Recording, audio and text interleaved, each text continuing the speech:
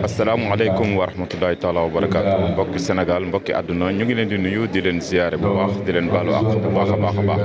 di wax ne ñu ngi fii tey ji ci kër gouverneur bi nga xam ne moo nekk fii ci Kassina mu am invitation boo xam ne daf koo def jagleel ko gan yi nga xam ne ñoo jógee Sénégal ak bitim réew yëpp ngir ñëw fekkee guddi gi wala bëccëg bi nga xam ne dañ doon ci màggalee gane àdduna Cheikh Ibrahim Niass Mawlana Baye bi ñu defee gàmmu gi ci bëccëg gi ci stade bi ci guddi gi tey jii muy samedi ci guddi ci la invité gan yi nga xam ne di ñoom ñoo war a ñëw ci jotaay bi nag biñ fii ñëw ànd nañoo nga xam ne moo jiite délégation bi muy Cheikh Mouhamadou Khoureychi Ibrahim Niass ak rakkam yu góor yi ak yu jigéen ñi ak délégation yi fi nekk yëpp na ngi ci seetlu ñoom Cheikh Baye imam bu Taïba Niassène waaye Cheikh Ahmed Niass moom tamit fii waa kër Cheikh Ahmad Dam yi waa kër imam Hassan Cissé yi waaye ñi nga xam ne yëpp ñoo àndoon ak Cheikh Khoureychi Cheikh Abdou Malik Cheikh Abdourahim Cheikh Siraj Din ak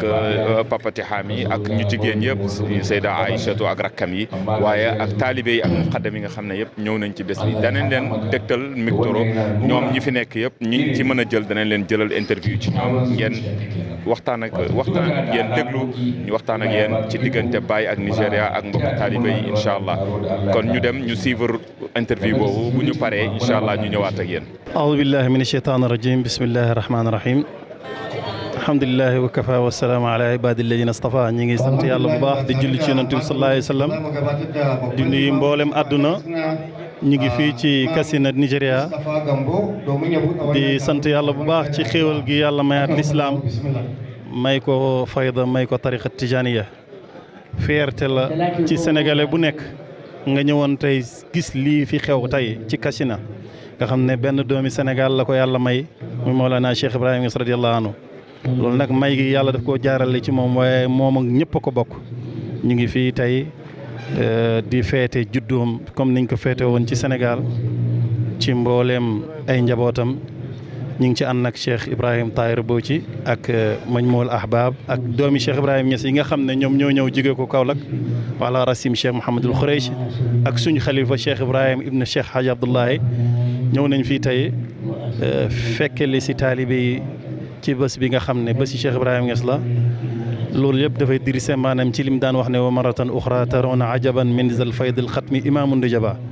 bët bu set rek bàyyi ngi wane karamaam di wane ay mbégteem ñu ngi ñaan yàlla yal nañu ko yàlla fayal ñu ngi ñaanal Sénégal di ñaanal xalifa bi nga xam ne ñun ñëpp ci ay ndigal mi lañ fi ñëwee muy Cheikh Mouhamadul Mahi Cheikh Ibrahim Niass yàlla yokk fanam wéeral Cheikh Mouhamad Lamine Cheikh Mouhamadul Makki ak mbooleem ñi nga xam ne ñooy kàngame xadara bi ak Seyda Roqiya bint Cheikh Ibrahim Niass suñu yaay ak mbooleem njaboot ak baay gi yëpp loolu daal lañ amoon ci li wax lu dul mbégte tey ak kontante rek moo fees ci suñu xol yi ba mënuñoo wax waaye tey ku ñëw fii ci stade bi gis nit ñi ak àdduna yi fi dajee da nga xam ne dëgg-dëgg Cheikh Ibrahim Niass moom war nañ koo delloo njukkal war nañ koo gën a teyaat ñuy Sénégal ndax doomu Sénégal boo xam ne jógee na Sénégal ñëw fii yàlla may ko lim ko may loolu fierté la ci sénégalais bépp ñu ngi ñaan yàlla yal nañu ko yàlla fay wa axiru daawaana alhamdulillahi rabbil alamin asalaamaaleykum wa rahmatullahi wa barakatu alhamdulillah salatu wassalamu ala rasulillah saboda haka muna ma Allah godiya muna roƙon Allah ya ƙara mai ƙarfin gwiwa alhamdulilah salaatu wasalaamu ala rasulillah ñu ngi nuyu mbokk yi ci Sénégal yëpp ñu ngi daje fii tey ci kër gouverneur bi moo def benn diine boo xam ne def ci dajale kilifa yi ñëwoon ci gàmmu gi pour ñu waxtaane mbiri Mawlana Cheikh Ibrahim radiallahu taala anhu gannaaw sant yàlla ak julli ci yonent bi lii yëpp buñ koy def dañ ci ñaanalaale suñu waajur Alaaji Abdoulaye mi nga xam ne moo ko sos di ñaan yàlla nangul ñu suñ dundale liñ ci def yëpp ak coono yiñ ci daj yëpp yàlla na ko yàlla nangu yàlla ñu yàlla méngoo ci zaahir ak ci baatin yàlla def jàmm ci dëkk bi Boko Haram yi fi daan ñëw ak yëpp yàlla na ko yàlla arrêté ci bésab gàmmu bi nga xam ne dara taxuñu fi dajee lu dul Mawlana Cheikh Ibrahim radiyallahu taala anhu pour ñaan yàlla indi fi jàmm indi jàmm ci réew mi ngi gërëm ñëpp nag di nuyu ñëpp asalaamaaleykum wa rahmatullah billahi min ashaytan irrajim bismillahi arrahmani irrahim alhamdulilahi wassalatu wassalamu ala sayyidil anbiyai wa imamil mursalin سيدنا محمد بن عبد الله وعلى آله وصحبه وسلم تسليما كثيرا إلى يوم الدين. ورضي الله عن القطب المكتوم وبرزخ المعلوم مولانا أبي العباس أحمد بن محمد التجاني وعن خليفته ومظهر فيضته أبي إسحاق مولانا الحاج إبراهيم Niass رضي الله تعالى عنه. di sant yàlla bu baax di yoon ci yàlla Muhammad sallallahu alayhi wa sallam di wax ne ku gërëmul nit du gërëm yàlla. tey nag jotaay bi dara waralu ko doon ñëw pour feexal suñ xol yi ci Mawlana Cheikh Ibrahim Niass radiyallahu anhu nga xam ne dëgg su fekkee xol yi am na docteur dëgg Mawlana Cheikh Ibrahim Niass mooy docteur yi xol yi li ko itteel yëpp mooy xol yi mu soppandiku ci xol yi jaamu yàlla pour ñu nekkal yàlla. tey nag lii dajale ñu fi ñuy fii tey ci dëkk bii tey di Katsina xam ne dëkku taarix la dëkk xam-xam la dëkk lislaam la nga xam ne ron na ci nettalikat yi ne dëkki lislaam dugg na fi bi yonent bi sallallahu alayhi wa sallam di am juróom-ñeenti at ci biir suuf beneen riwaaya wax na 12 ans ci biir suuf muy riwaaya bi mooy ne 19 ci hijriya beneen riwaaya bi ne 23 ci hijriya bu mu ci mën a doon rek lislaam teer na fee dugg te loolu lim lay tegtal rek mooy njëriñal dëkk bi ak makaana dëkk bi nga xamante ni lépp ci xam-xam la tegu. Mawlana Cheikh radiyallahu anhu nag bi ko yàlla defalee lu mu ko defal dëkk bu mu mës a dem rek ñay sang dëkk boobu ñu la ko yàlla di booleeg mu tegtal leen ba nga xamante ne dana nekk ndimbal ñeel lislaam. Mawlana Cheikh radiyallahu anhu bëggee bi ñu koy bëggee nag dana yokk suñ mbëggeel ci yonent bi sallallahu alayhi wa sallam dana yokk suñ mbëggeel ci Cheikh Tidiane radiyallahu anhu dana yokk suñ mbëggeel it ci moom parce que moo ñu tegtal yoon bi ñuy bëggee yonent bi ak ñu koy toppee moo ñu tegtal yoon bi nga xamante ne ni ci la ñuy toppee yàlla radiyallahu anhu wax ne ku la tegtal àdduna muruñ ne la wala loor na la ku la tegtal yàlla dëgg kooku moo la laaya biir Mawlana Cheikh nag radiyallahu anhu daf ñoo laaya biir moo tax dara waruñu ci moom daal mooy roy ko ba dee wala topp ko ba dee. itteem yëpp mooy lislaam itteem yëpp mooy xettali doomu aadama nga xam ne ni tey ñu ngi daje fii àdduna bi ñu ngi jooy ñàkk sécurité bi nga xam ne Nigeria xaasatan mu ngi koy jooy ñu ngi ñaan yàlla def fi jàmm yàlla def ko ci àdduna bi yëpp. Maam Alaaji radiyallahu anhu daan na wax ne xay fekk yaa ngi koy dégg rek mucc gu ci ñu ngi dégg waxtu bu nekk ñu naan kidnappé leen fii arrêté leen école fële sàngam jàpp leen xale yi waaye yooyu yëpp ñu ngi ñaan ci barke Baay loolu yëpp yàlla na ko yàlla teggi fii teg ko ci réew mi teg ko ci réew yi Afrique yëpp yàlla daf jàmm ci àdduna bi daf ko ci Afrique daf ko ci Nigeria daf ko ci Sénégal waaye it ñu ngi nuyu Mawlana al Khalifa Cheikh Mouhamadul Mahi Cheikh Ibrahim Niass di ko ñaanal yàlla yokku wéram yokku kattanam bi jaay Mawlana Cheikh Ibrahim Niass radiyallahu anhu nga xam ne tey wafd bi ñëw neen fii wutu ko ci xadra bi nga xam ne moom moo ko daan teewe waaye tey ba mu ñëwutee tamit ay doom ay rakkam ñëw neen Cheikh Mouhamadul Qurayshi jiite leen أحفادي شيخ إبراهيم ابن الخليفة حاج عبد الله أك شيخ إبراهيم شيخ طاهر بوشي nga xam ne ni itteem yëpp lu jëmale fayda bi ak xadara bi ci kanam la ñu ngi koy ñaanal yàlla fay ko yàlla na yàlla yàggal kilifa yi suñ kanam di nuyu it imaamul xadara Mawlana Cheikh Ahmad Tidiane Alioune Cissé ak naatiq bismil xadara Cheikh Mouhamadul Mahi Alioune Cissé wa axiru daawaana an alhamdulillahi rabbil alamin assalaamu aleykum wa rahmatullahi taala wa barakaatu. bismillah alhamdulillah wasalaatu wasalaamu ala rasulillah assalaamu aleykum wa rahmatullahi taala wa barakaatu. mbokki jullit yi mbokki taalibe yi fépp ci àdduna bi surtout fii ci Nigeria ak Sénégal maa leen ndokkeel sama bopp di leen ndokkeel ci bés bu mag bi di weeru rajab di weeru Baay weeru boo xam ne ci la Baay radiallahu taala anhu juddu ñu koy féete at bu nekk fii ci Nigeria di dab daje gàmmu ak conférence internationale boo xam ne Afrique yëpp daf koy dafay daje fii pour fàttaliku Baay ci jàngam bi ak jàngalem bi ak fayda bi mu indi ak jaam dafa bëgg yàlla xam yonent bi ci xol fépp jàmm jullit fu nekk ci àdduna bi moo tax at mu nekk si rôle organisation bu ñu tuddee Majma'u Ahbaabu Cheikh Ibrahim Nigeria Niass ko jiite ci suñu mag Cheikh Ahmad Tidiane Cheikh Sana Awad boo xam ne moo ko jiite ñu taxawal at bi mooy ñeenti fukk at mun ko commencé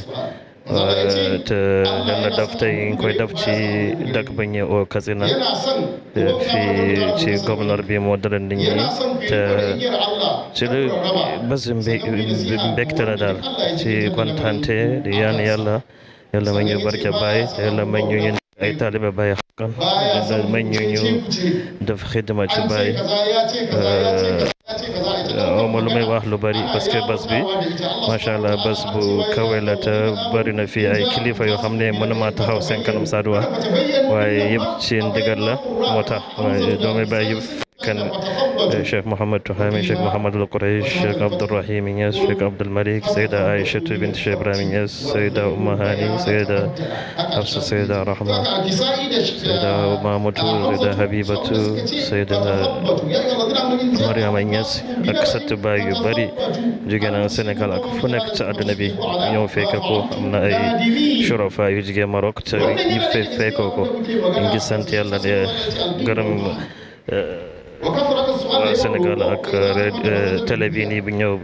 jógee Sénégal ba fii pour fekkee affaire bi ñu ngi ñaan yàlla mañ ñu fekkee ko ay at yu bari ñu ngi ñaan yàlla mañ ñu barke Baay te yàlla fayal ñu Baay waaw amuñ li ñu fayee Baay waaye ñu ngi ñaan yàlla pour fayal ñu ko incha allah parce que lam tasaaroo fii surtout ci Nigéria ci faydu bi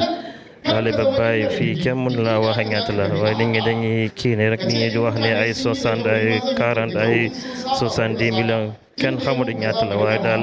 lu ëpp nit ñi jullit yi nekk Nigéria taalibe Baay leen te Nigéria fu mu toll nii 60% ci population bi jullit leen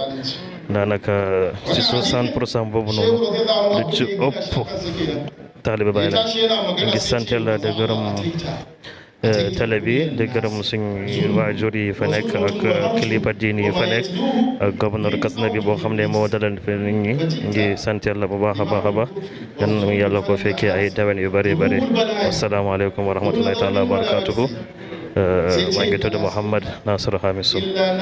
doomi Seyda Aïchatou Ibrahima Niass jërëjëf asalaamaaleykum wa rahmatullah asalaamaaleykum wa rahmatullahi wa barakatuhu sallallahu ala sayyidina Muhammad wa ala alihi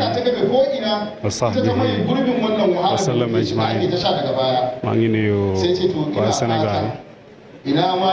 leen di ndokkeel ci bés bi bési Cheikh Ibrahima Niass nga xam ne chaque année lañ koy def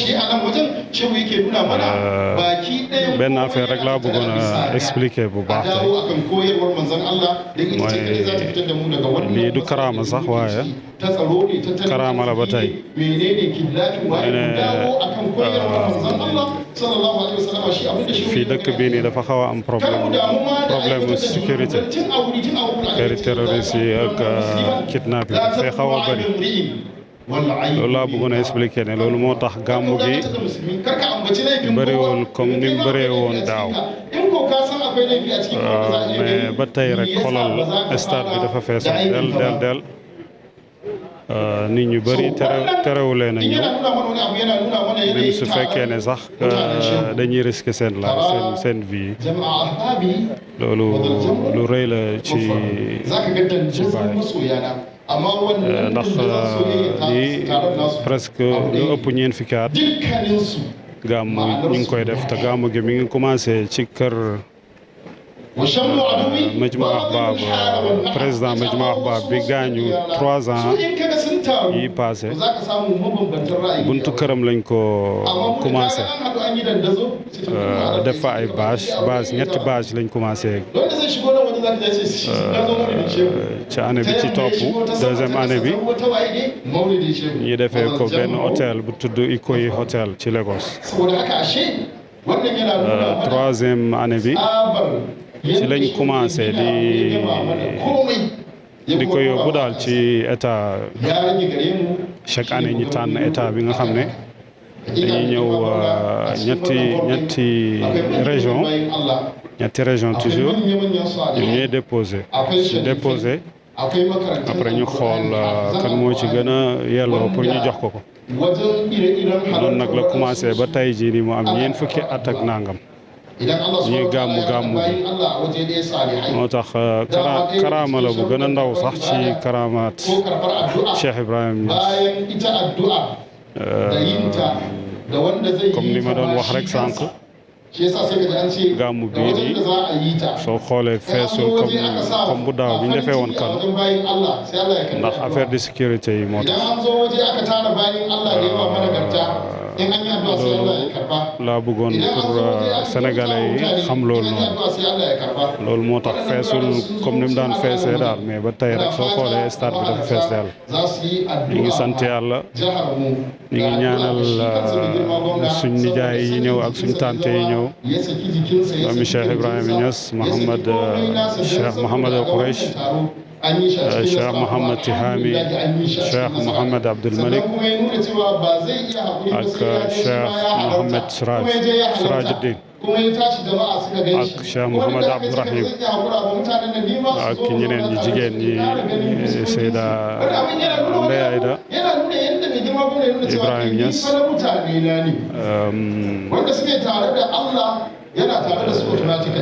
Seyda Oumamatou Ibrahima Niass Seyda Habibatu Ibrahima Niass Seyda Mariam Ibrahima Niass mi nga xam ne moom mooy caati Baay Niass am na yeneen doomi baay yu jigéen yoo xam ne nii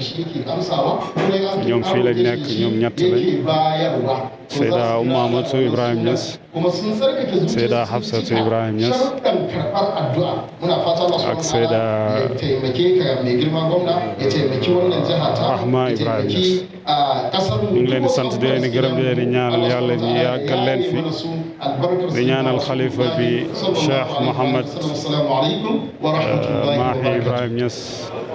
yàlla may ko wér mu yàgg fi moom ak yeneen rakkam yi nga xam ne mënuñu woon a teew ñu ngi leen di ñaanal bu baax Cheikh Mawlana Cheikh Makki Ibrahima Niass xam ne moom moo daan teew tamit chaque année ndeysaan ñu ngi leen di ñaanal bu baax a baax Cheikh Mouhamadul Amin Ibrahima Niass ñoom ñëpp ñu ngi leen di ñaanal yàlla ñu may leen wér ñu yàgg fi lool ñun daal amuñ dara lu may kontaan ci bés bi incha allah ñu ngi leen di sant di leen di gërëm di ñaanal ñëpp yàlla dellu leen dem ci incha allah. alhamdulilahi rabbil alamin bismillahi rahmani rahim alhamdulilahi rabbil alamin wasalaatu wasalaamu ala mawlana rasulillah ñu ngi sant yàlla di julli ci yonent bi di waxati beneen yoon alhamdulillahi alladi hadana li hada wa ma kunna linahtadiya lawla an hadana allah alhamdulillahi ala al-ityan alhamdulillahi ala al-wusuli alhamdulillahi على الزيادة الحمد لله على التحابب في الله لله من الله إلى الله ñi ngi nuyu mboolem àddina di tàmbali di ziyaara xalifa Cheikh Mouhamadul Mahi xaadimul umma di nuyu pays Mawlana Cheikh Ibrahim yëpp fii ci Nigéria di sant yàlla alhamdulillah génne nañ ci gàmmu Mawlana Cheikh Ibrahim ca Sénégal ñëw fii ci Nigéria pour def ko àddina nag dafay dox ñu war a dox ànd ak moom ndaxte lu bëri dañ ko doon dégg waaye léegi dangay toog ca Kaolack ñu ngi nekk fii ñu ngi topp kon alhamdulilah initiative bi ñu ngi koy encouragé te di ñaan yàlla ñu jàppale ko mu gën a développé ndaxte li nga xam ne mi ngi koy xaar bëri na te alhamdulilah ñu ngi ci kaw yoon bi waaye yàlla gaawal ko ñi ngi ziyaara mboolem àddina fàttali ko fii ci gàmmu Mawlana Cheikh Ibrahim di ñaan mboolem àddina di leen bàyyi xel di ñaan yàlla def dëgg-dëgg ñu nekk ci xattam te boo génnee frontière yi rek da ngay gis ne wax dëgg yàlla may la boo xam ne am na ñi nga xam ne sax buñ génnee frontière bi foofu la ñuy dëkk ba ñuy dellu si te kon nag dëgg-dëgg seeni borom foog naa am na taxawaay boo xam ne buñ ko defee àddina bi yëpp ci seen loxo lay nekk te àddina bi yëpp ci seen loxo la nekk Mawlana ci boppam wax na baarakum mulukal ardi la shakka fazaadu kon loolu booy génn da ngay tase ak moom da ngay gisee ak moom kon ñu ngi sant yàlla bi ñu yàlla boolee ci délégation bi nga xam ne ñëw nañ utu mboolem àddina bi nga xam ne dañoo war a ñëw fii ci ndigal alxalifa yal na yàlla yàggal ko fi yàlla matal mboolem yu yéen mboolem mbébétam yàlla sam njaboot gi aar leen teg leen ci siraatal mustaqim ak liggéey bi nga xam ne dëgg-dëgg initiative la boo xam ne yal na yàlla développé ko ndax initiative bu baax la di sant bu baax waa Ansaaruddin ci initiative bi beneen yoon mu gën a yaatu te lépp dana gën a yaatu te loolu mooy liggéey bi du benn nit moo koy def ñaari nit ñoo koy def waaye àddina bi yëpp ñoo fi war a bokk di ko def te Mawlana Cheikh Ibrahim mooy kooku nga xam ne moo wax ne wal ummatu qasdi fihim an asuqahum ila hadratil barri rahim ilahina ñi ngi sant ñi ngi gërëm salaamaaleykum wa rahmatullahi taala wa barakatu délégation bu baax ci gàmmu bi Serigne Khoureychi Niass ak Cheikh Abdou Malick yaakaar naa ne am nañ 10 ans yoo xam ne gisuñu leen ci gàmmu bi waaye seen maay yi def na lu rëy pour forcer leen pour ñu mën a ñëw ci gàmmu bi loolu moo tax daanaka nambuñ sax sëriñ bi ndax gis leen fii ñu leen di garam bu baax di leen tëtagal di ñaan yàlla mu delloo leen ci Sénégal ci jàmm ak salaam sama mbokk yëpp ñu fi nekk Cheikh Baye Cheikh Abdoulaye Niass Cheikh Moustapha Cheikh Ahmad Dam ak Cheikh Ibrahim Cheikh Lamine Niass ñu leen di gërëm bu baax ci ñëw lii moom seen liggéey la moom yàgg ngeen ci ak ñu leen di sant di leen gërëm ci am temps pour mën a ñëw fekkee lii réew mi surtout dëkk bii ci Katsina bii dafa am jafe-jafe sécurité waaye affaire bi mu ngi dal waa ji mu ngi góorgóorlu bu baax mooy ba léegi des na te sàkku nañ ñaan parce que seen ñàkk sécurité bi mu ngi dugg Kano fu mu toll nii parce que dañoo am frontière ak Kano loolu moom lu am solo ci nord bi ñetti région yi Sokoto Kébi ak Zamfara yëpp dañoo am problème bi Kano rek fu mu toll nii moo des te affaire bi mu ngi commencé dugg lu ñuy ñaan mooy ngeen def ñaan ci seen barke baay jàmm am ci réew mi parce que fii seen réew la fii mooy seen deuxième réew surtout Kano mooy asimatul fayda comme lu ngeen ko xamoon da ngeen ñaanal ñu ñëpp ñu mën a attan liggéey bi ngeen ñu jox liggéey bi seen liggéey la Majmua Baab Cheikh Abdoulaye moo ko sosal fii ci Nigéria te Cheikh Ahmad Dam ñëw taxaw ci Cheikh Tidiane Niass ñëw taxaw ci léegi Cheikh Mouhamadul Mahi mu ngi ci taxaw te incha allah nii la ñuy continuer di liggéey ci seen ndigal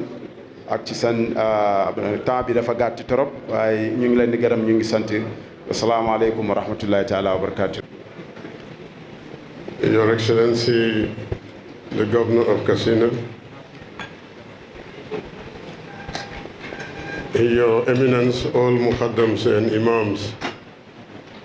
in this ceremony, on behalf of His Eminence, Sheikh Muhammad al-Mahi Ibrahim Niass, the Khalifa of Sheikh Ibrahim, who sent this delegation to attend this 2026 Mawlid of Sheikh Ibrahim. Alhamdulillah Rabbil Alameen. I didn't come to this Mawlid since 2016 due to the responsibility I have because I was elected as the Secretary General of the Parliamentary Union for OIC member states, and the headquarters is in Tehran. So that's why we couldn't have convenient time to attend beside my brothers and my sisters and my grandsons and sons. Today we are very happy celebrating this Mawlid. Celebrating the Mawlid of Sheikh Ibrahim, as I said this morning, it is not celebrating of a Mawlid of person. It is to celebrate the gifts that God gave us through Sheikh Ibrahim, yes. I remember the last attend of Mawlid of Sheikh in Kano for Sheikh Abdullahi, the first Khalifa among Sheikh Ibrahim's sons, because the first Khalifa was Sayyid Ali Sise, the second one was Hajj Abdullahi Inyas after Sayyid Ali.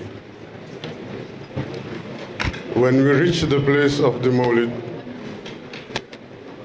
the police and the soldiers was fighting to allow Shah Abdullahi to get off the car.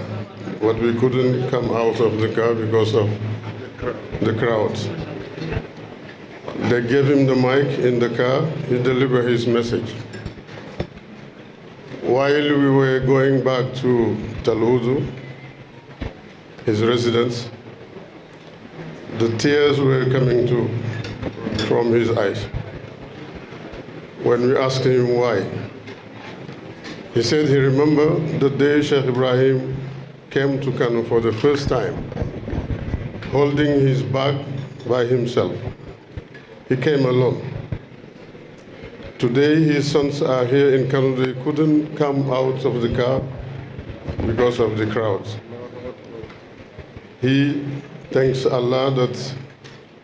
this relationship was built only on Allah and solidarity and brotherhood in Islam. Today, as I said in the morning, this relation between Sheikh and Nigeria has 87 years this year. We thank Allah because when Sheikh decided to travel from Kaula, if the traveling was by himself, he could go to Gambia or Mali or Guinea-Conakry because we have the same habits, the same food, the same language. But why he left that far away from Senegal to Kano? That was the mission from God. This is why when he came, he said that Kano is the capital of the Faida. What we want to analyze for all these years is to have the Muslims to be united. Today, we are second largest religion in the world. After Christianity is Islam. This is why they are fighting Islam. And we have 2,125,000,000 Muslims around the world. And our enemies are very intelligent. They are very smart. They have a lot of wealth in this world. They control all the media. If you have an enemy like this one, you have to be very careful by yourself, by educating your people, by training them to understand what is going in the world. If you look at the President of America, why he's trying to take over Venezuela and Iran? Because the American economy needs $39 billion now before they have their economic collapse. They see that the first country producing petrol is Venezuela, the second one is Iran. If they take these two countries, they will satisfy what they want to save their economy. So we are asking once again our people to re-educate our sons and to re-educate our people to let them understand what is going around the world. Don't stay among yourself, because you will be hidden from the lot of reality in the world. Islam needs its people. Either you are Sufi or you are not Sufi, you are Muslims. I remember when Sheikh Shi'i from Lebanon, Medina, leader Shia, Imam Musa Sadr. He came to Kaula visiting Sheikh, and he was a leader of Shia. They came out to the mosque. When we reached the mosque, Sheikh gave him the stick and tell him, today you are the Imam. After we finished praying at Dhuhr, a lot of Arabs were calling Sheikh, why do you allow this Shia to lead your prayers? Sheikh told them, look, anybody who say, Ashhadu an la ilaha illa wa ashhadu anna Muhammad Rasulullah, praying as the Prophet Muhammad was praying, I consider him my brother and my fellow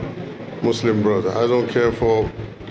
what you have in between you and the Shias. So this is the vision of Sheikh Ibrahim for this world. He traveled a lot. I have a letter with me. Sheikh Ibrahim wrote it to Sheikh Sani Awolo at that time. Tell all the people in the north, do not accept to divide Nigeria, because it's not the interest of the north. So he was paying attention. He was considering the peace and stability of Nigeria. This is why, Your Excellency, we are all praying for you and for your state and for the team working with you, and praying for Nigeria and its leader to have the stability and to have its territory kept without dividing it. Whatever you need in your mission, either in politics or in construction or in education, we beg Allah to help you succeed all these missions. Inshallah, we will celebrate next year's Mawlid in the presence of all of us. May God bless Nigeria. May God protect Nigeria. May God push these enemies away from Nigeria without sending them to us. Amen. Because that will be another problem. Thank you very much. I thank Sheikh Tijani Awolu, who is leading this Majma'u. The Majma'u has a long history, as I explained this morning. All the letters from Sheikh Abdullah and the certificate is with me. The first meeting, we held it in the Sheikh Tayyar Abu Bakr's house. And the second year, we moved it to Ikoyi Hotel. And the third year, it was moving them to Kaduna Stadium. From there, the Mawlid start moving from state to state. But what is the philosophy behind this? Sheikh Abdullah said at that time that we have to meet with our brothers everywhere. Some of them cannot pay the trip to Kaula because they don't have money. We have to organize a system that sometimes we have to move toward them to allow them to see us, and they allowed us to see them. We pray together, God will accept it. This is the philosophy behind this Mawlid in Nigeria. I thank everybody. I ask Allah to protect everybody and take everybody safely back to his home and his house, and help us to come over this security problem and the financial problems in Nigeria and in all Africa. Thank you very much. Assalamu alaikum wa rahmatullah. alhamdulilah ginnaaw bi ngeen seetaanee interview bi ak discours yi nga xamante ne nii moo doon am ndax jël nañ leen interview waaye waxtaan yi nga xam ne tamit jàll na fi yëpp jëlal nañ leen ko moo xam Cheikh Tidiane mi nga xam ne moo jiite ahbab bi mooy ñu organiser bés bii nii muy Cheikh Tidiane ëwalu ñu koy nuyu moom tamit di ko gërëmaat bu baax di gërëmaat waa Ansaaru Diin yi di gërëmaat waa CMF yi nga xam ne itam ñoo ma tànn yabal ma fii pour ma defal leen liggéey bu mel nii di wax na rek lii lañ leen indiloon fii tey ci invitation bi nga xam ne buur bi moo ñu ko invité woon mu nekkoon invitation boo xam ne am na waxtaan am na reer am na saafuwante am na xamante loolu yëpp mu nekk loo xam ne ngëneel la lu yokk la lu bees la tamit ci événement bi di ñaanal ñëpp jàmm di wax ne képp koo xam ne jamono ji rek ñu seetaan ñu ngi lay ñaanal jàmm di wax ne asalaamaaleykum wa rahmatulahi taala wa barakatu seen mbokk la woon El Hadj Omar Wagne fii ci Kassina mu teewaloon fi waa CMF asalaamaaleykum wa rahmatulahi taala wa barakatu